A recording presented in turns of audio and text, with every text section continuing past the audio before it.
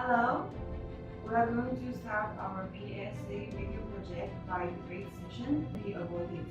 And on my left side is government team, and my right side is opposition team.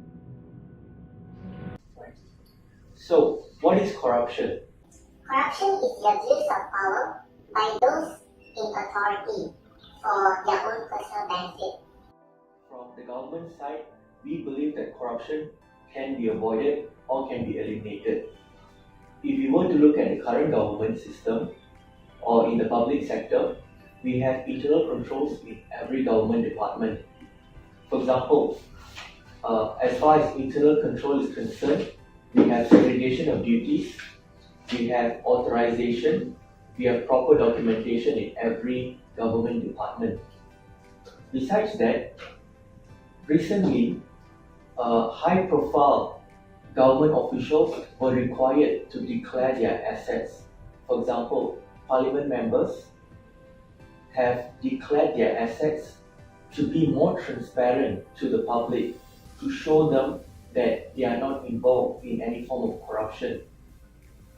We also have code of ethics which are being enforced in public sector, whereby government staff were required to follow those code of ethics strictly. Okay, first, I don't agree with your point about the internal control because I don't think so in public sector they are implementing an effective internal control because although there is so many policies, procedures they can follow, but I don't think like they are actually following or they are implementing that kind of internal controls policies. And then in what extent you are saying that they actually implement in an effective way the internal controls, like you say, segregation of duties. Although there is segregation of duties between the employees, but I don't think so. Like they actually they just become exercising independence in exercising in doing their jobs because even there is segregation of duties, but whenever the corruption occurs, it involves two parties, which like it also can involve bribery, and then both parties, like both employees, can involve together in order to make the corruption to take place. We're going to have like supervisor to supervise and monitor them, so that all their work also need authorization from other side. So in that process, we can minimize and reduce the corruption. Okay, I don't agree with your point because mostly they will affect the reputation of the public government in Malaysia. Therefore, if any corruption occur, they will try to keep it between them or not to try to investigate deeper than like Nation Anti-Corruption Commission doing in the case of Datuk former Prime Minister Datuk Seri Najib Razak, is it? This case only been disclosed to others after the changes of the government for the period, not during the period but after changes. So I'm not totally agree that they will monitor and disclose. Okay, actually now we have changed our government, right? And our style of management also changed. Now Dr. Mahdi is really focusing on reducing the corruption. So he is really committed in like supervise things. So he has restructured the management, the Process system. change the people, right? So now all the people has the power, and not the same people as in the previous government. Yeah. Meaning that in choosing the new officers by some way to choose the qualified and also their ethics. That's what I mean. In government, if it becomes huge, then they will take action. If it's still in the small, in condition that we can Control, they're not doing anything. And I don't say that they're not doing anything, but they're not taking it seriously. I got what you mean, but actually from our government team, we think that even though the corruption is still exists now, like you guys said, a lot of problem or still have, but after we make some punishment, make the punishment more stronger, then we make some more supervisor system, make any of the policies more strict. Then after that, in one day we will solve the corruption.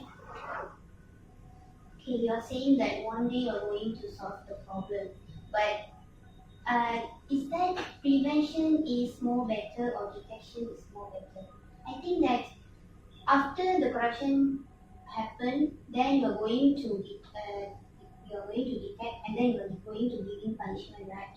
But I think it is more effective whenever you can try to avoid the corruption from occurring, because when you try to avoid, it is actually less costly than whenever you are trying to solve that problem.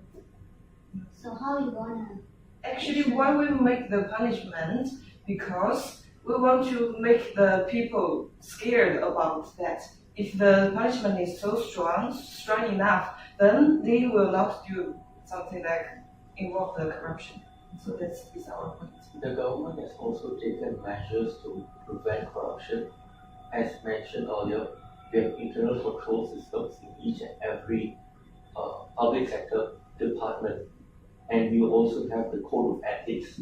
Those are part of our agenda to prevent corruption from occurring. Okay, as conclusions, we have come up with 2 points about the corruption in Malaysia cannot be avoided. We did not say that totally cannot be avoided. We just said cannot be avoided. So means that some corruption still happens in Malaysia. So the first point is misuse of the power. Seems like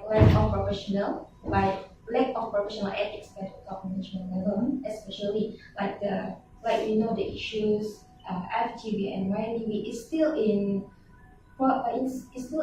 investigation. We don't know the final result of that issues, right? And then the second point is about the bribery case of when NDB also still make citizens in Malaysia have a lot of questions since they don't know what really happens in Malaysia. For example, Dr. Najib Razak, our ex-prime minister, still looking around no action have been taken to him. And then I want to provide some facts from the Asia survey. There is around 22,000 people, involved the young and the old people, say about their recent experience with the corruptions in 16 countries that involve Malaysia, China, Philippines, and all.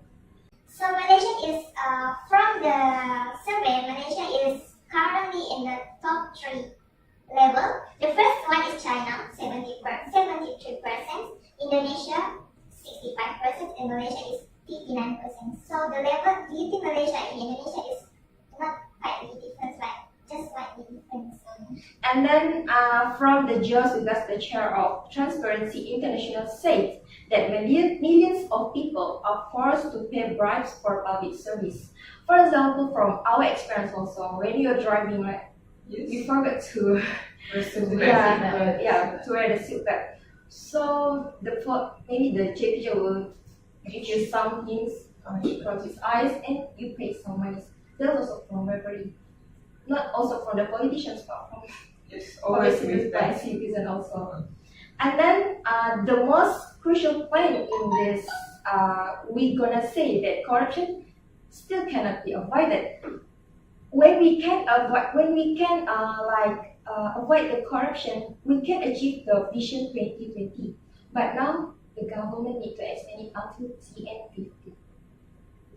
So it's like the corruption cannot be avoided.